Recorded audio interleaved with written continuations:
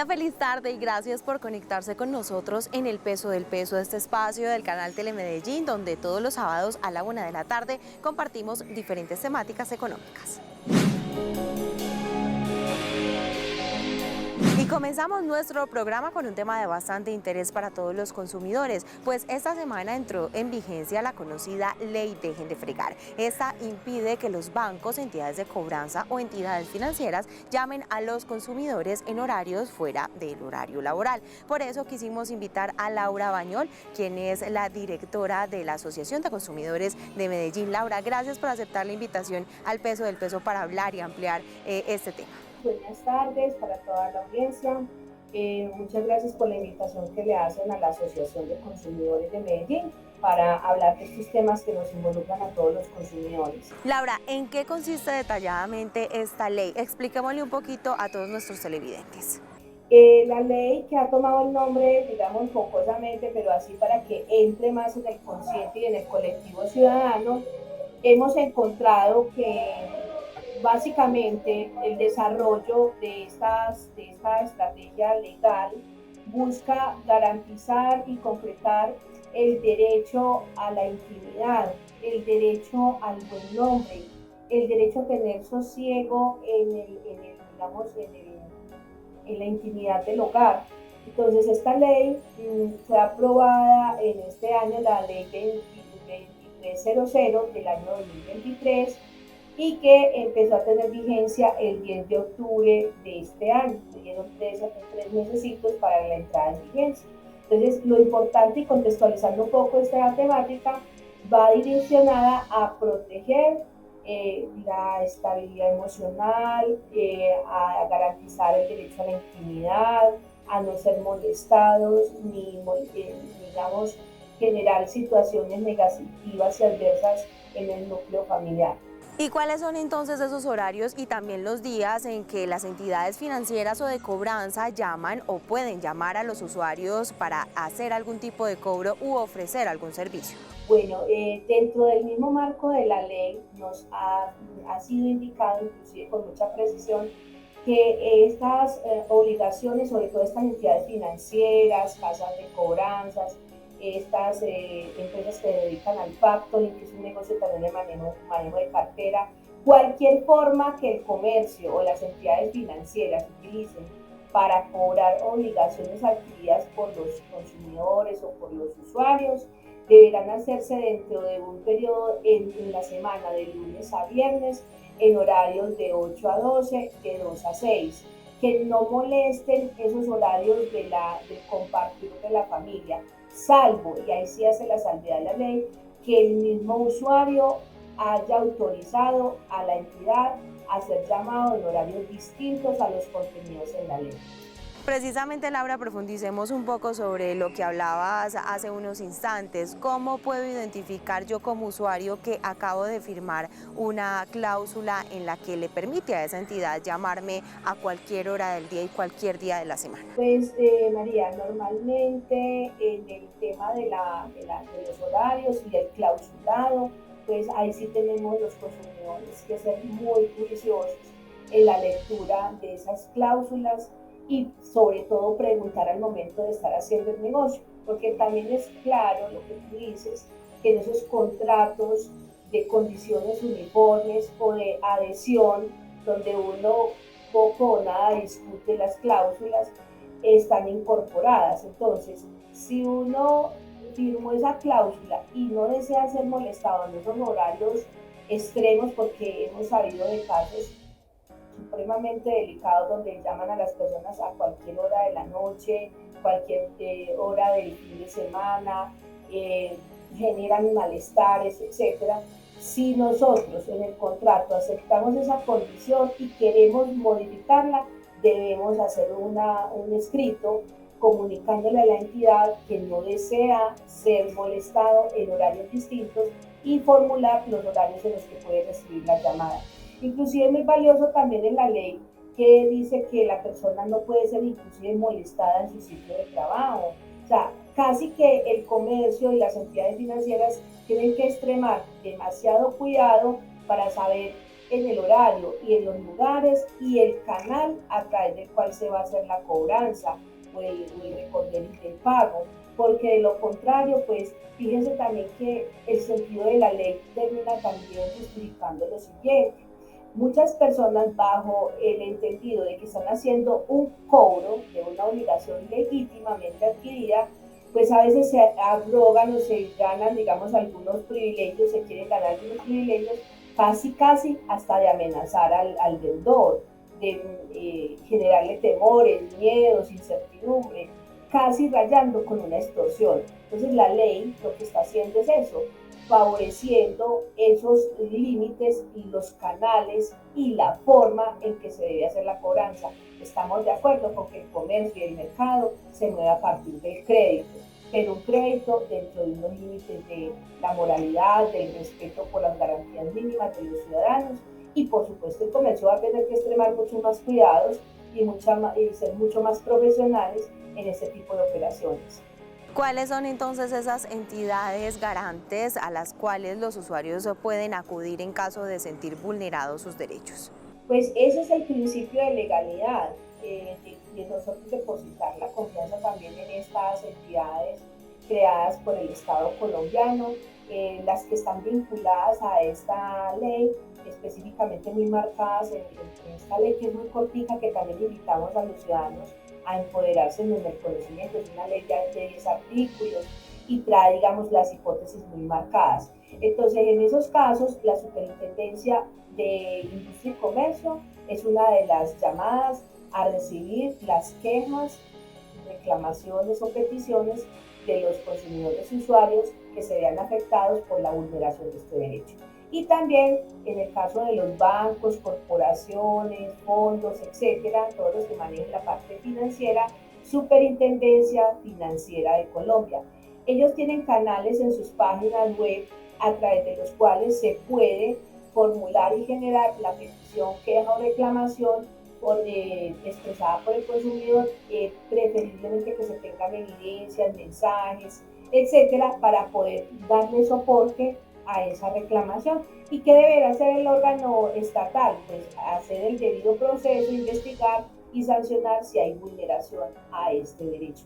Hay que hacerlo. Los consumidores tenemos también que activar las normas y las instituciones existentes. Finalmente, quienes de ahora en adelante reciban una llamada en esos horarios que ya no están permitidos por la ley por parte de esas entidades de cobranza o financieras, ¿le pueden mencionar a esas entidades que lo están llamando esta nueva ley? Sí, porque es que ese es el mérito de la misma ley, que nos dice que 3 meses después de promulgada la norma, lo dice inclusive el artículo, ya te lo voy a citar, el artículo 10 de la citada ley dice: vigencia, la presente ley entrará en vigor en un plazo de 3 meses contados a partir de su promulgación. Y fue promulgada el día 10 de julio del 2023. Entonces ya estamos con la ley, no hay ningún condicionamiento, no se supeditó a reglamentación. Por lo tanto, en estos momentos los ciudadanos que se sienten afectados con conductas, comportamientos que aquí se describieron como prohibidos, pueden hacer uso de la denuncia ante la Superintendencia de Industria y Comercio o Superintendencia Financiera de Colombia. Laura Bañol, muchísimas gracias por estar con nosotros y dar claridad sobre este tema tan importante para los consumidores aquí en El Peso del Peso. Muchas gracias a ti también, que estés muy bien, María. Continuamos hablando de más temas de actualidad aquí en El Peso del Peso, y es que el gasto en moda en lo que va corrido del año en Colombia ha aumentado. Sin embargo, lo ha hecho en precio, pero no en cantidad de prendas que han comprado los colombianos durante este 2023. Para ampliar este tema, contactamos a Juan Fernando Loaiza, quien es especialista en investigación económica de Inex Moda. Él nos cuenta más sobre el sector durante este año.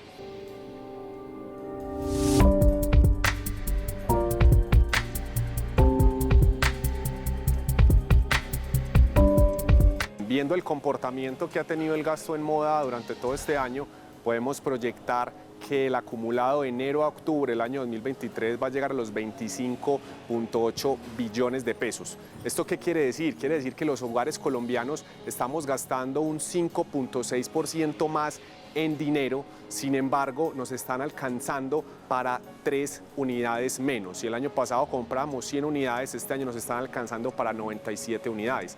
Esto también quiere decir que el crecimiento del tamaño de mercado en dinero está siendo jalonado por unas cifras de inflación que en el caso de la canasta de moda es una inflación cercana a un 7%. Las familias entonces gastan más en moda, pero les está alcanzando para menos unidades. Esto tiene que ver con una dinámica global en torno a la inflación que también ha tenido repercusiones en el caso de Colombia, pero también tiene que ver con que en los momentos en los que se da desaceleración económica, como lo estamos viendo en el mundo y en Colombia, pues las familias empiezan a ver su gasto concentrado en las canastas de esenciales, alimentos para el hogar, artículos para el hogar, todo el tema de salud y bienestar, y esto hace que las canastas discrecionales, de gasto discrecional, entre las cuales está la canasta de moda, pues puedan ver una disminución en las cantidades de consumo.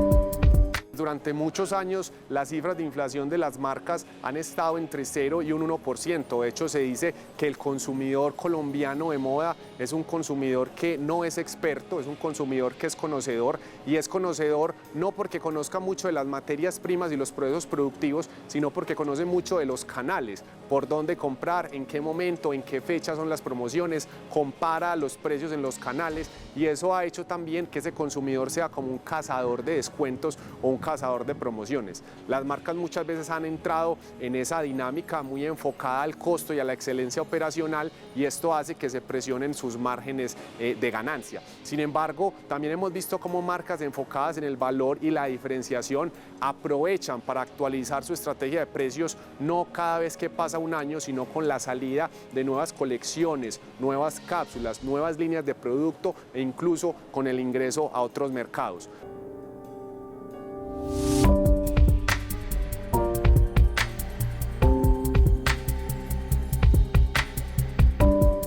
Estamos proyectando que el tamaño de mercado para 2023 cierre con una cifra cercana a los 32 billones de pesos en gasto en moda. Eso sería aproximadamente un 3.2% del gasto de los hogares. Piensen que de cada 100 pesos que se gasta un hogar colombiano se estaría gastando 3.2 pesos en esa canasta de moda. Para el año 2024, para ese panorama que nosotros estamos viendo, es muy importante entender cuál va a ser la dinámica del crecimiento económico. Recordemos que el crecimiento económico está jalonado por el gasto que tienen las canastas, y precisamente el comportamiento de la economía tiene repercusiones en el comportamiento que podamos ver en el gasto. El tamaño de mercado de la moda a nivel global está proyectado para crecer a una tasa del 2.4% en términos reales para el próximo 2024, y en el caso colombiano estamos proyectando un crecimiento de un 2% en términos reales. En el peso del peso es momento de hacer una breve pausa. No se muevan, ya volvemos con toda la actualidad económica.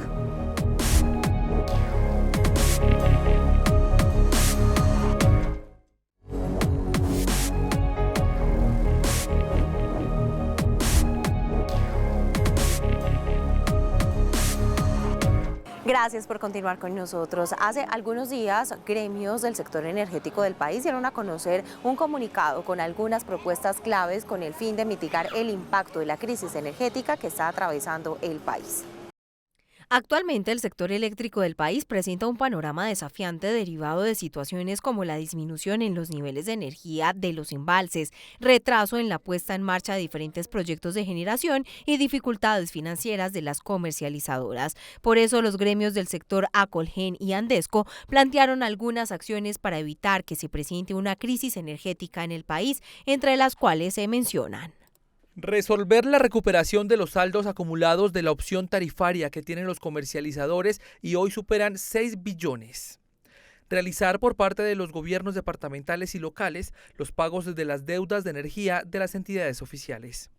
Revisar el mecanismo de intercambio de energía con Ecuador sobre la energía excedentaria que pueda entregar Colombia, con el fin de priorizar la seguridad energética del país, teniendo en cuenta las actuales circunstancias de disminución de los embalses.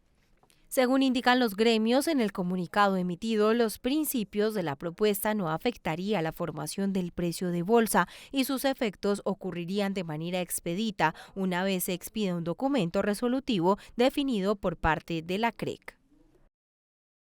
Por su parte, en el ámbito internacional se vienen registrando aumentos importantes en los precios del petróleo, esto debido en parte por la guerra que vive actualmente el Medio Oriente. ¿Qué impacto tiene esto en Colombia? Hablamos con un experto. La situación actual entre Israel y el grupo islamista Hamas avivaron el temor de un conflicto más amplio que podría golpear los suministros de petróleo en Oriente Medio. Los precios del crudo se han disparado en los últimos días. Estos son los impactos para Colombia. Lo que hace que de esta manera las economías que están basando su economía en el precio del crudo pues tengan por supuesto una estimación incluso importante y positiva en la evolución de los ingresos. Sin embargo, para el escenario colombiano, a pesar por supuesto de ser una economía que exporta bastante crudo, tenemos una incidencia relevante sobre el Fondo de Estabilización Petrolera. Y es que lo que pretende el incremento de los precios de la gasolina en el país es encontrar niveles internacionales y en la eventualidad de continuar viendo este tipo de aumentos en el precio del crudo, se seguirán registrando también aumentos en la gasolina en Colombia. Lo que implicaría seguramente que el fondo cada vez se vaya presentando cada vez más un déficit mucho mayor, lo que implicaría más alza seguramente, no solo desde el punto de vista de la gasolina, sino también ya sin lugar a dudas para el componente del diésel. Los precios del crudo se dispararon hace poco hasta un 4,5% al recuperarse de parte de las fuertes pérdidas de la semana pasada. Próximas reuniones comerciales entre los gobiernos de Colombia y China podrían fortalecer el comercio bilateral entre ambos países, especialmente desde Colombia, las exportaciones hacia el país asiático en bienes no minero-energéticos. Para finales de octubre está previsto el viaje del presidente Gustavo Petro a China, donde se reunirá con su homólogo, el presidente del país asiático. Esto podría acelerar 3 puntos del comercio exterior entre ambas repúblicas. Particularmente este país asiático está importando alimentos, productos agrícolas y Colombia puede ser un proveedor bastante activo en ese campo. Para no hablar de la carne, la posibilidad de exportar carne a China creo que es una magnífica señal para crecer nuestras exportaciones. Colombia podría encontrar el potencial de sus reservas de minerales importantes en el marco de la transición energética y que pueden aumentar la participación de las exportaciones nacionales hacia China. De igual manera, ¿cómo vincularnos a la ruta de la seda? Este es un programa de China para tener una mayor integración con África, pero también con América. Y creo que Colombia se ha quedado un poco rezagado frente a otros países de la región en esta iniciativa. Entre enero y agosto del 2023 se evidencia una expansión del 12,6% de las exportaciones de Colombia hacia China, comparado con igual periodo del año pasado. Dicho aumento se explica por mayores exportaciones de café, aceite de soya, minerales de cobre y oro. Y los gremios que representan las 3 proteínas más consumidas en Colombia generaron alianzas para fortalecer los mercados internacionales. Es la primera vez en la historia que los gremios que representan las 3 proteínas más consumidas por los colombianos, pollo, res y cerdo, se unen para la apertura de mercados. Los gremios hicieron presencia en una de las ferias más importantes a nivel mundial para el sector de alimentos y fijaron alianzas. Esta alianza es una alianza para salir a los mercados internacionales, la mantendremos, para que las carnes colombianas puedan ir progresivamente conquistando los mercados internacionales. Es una apuesta al futuro, una apuesta por Colombia, la Colombia exportadora.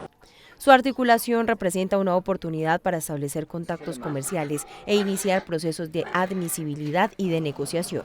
Esto lo logramos porque por primera vez nos unimos las 3 proteínas. Vamos a seguir trabajando y esperamos que el gobierno se vincule a esta iniciativa para ayudarnos a continuar empujando. En este propósito de la internacionalización de las carnes colombianas, lo vamos a implementar con toda una estrategia de diplomacia sanitaria, en donde vamos a buscar la apertura en conjunto de las 3 proteínas para poner nuestras carnes colombianas en el mercado mundial.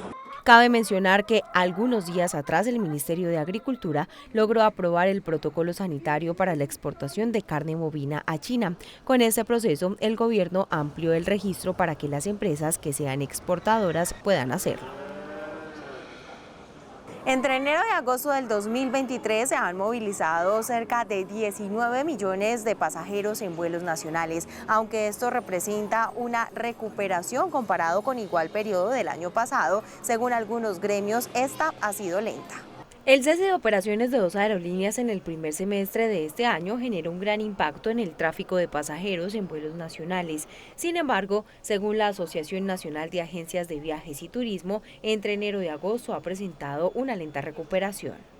Una lenta recuperación con un incremento del 10% por encima de los niveles prepandemia y por supuesto tenemos que seguir aunando esfuerzos público-privado para que este nivel se concrete. ANATO calcula que con base en datos de aeronáutica civil entre enero y agosto del 2023 se han movilizado 19.270.000 pasajeros en vuelos nacionales.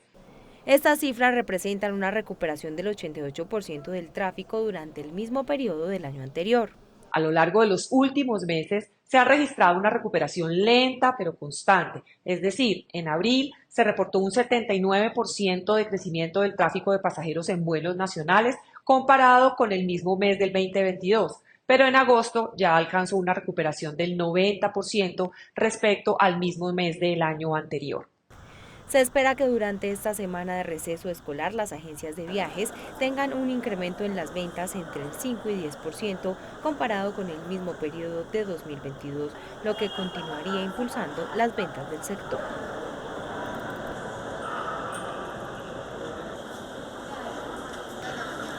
Gracias por conectarse con nosotros en El Peso del Peso. Recuerden, nos vemos todos los sábados a la 1 de la tarde por Telemedellín.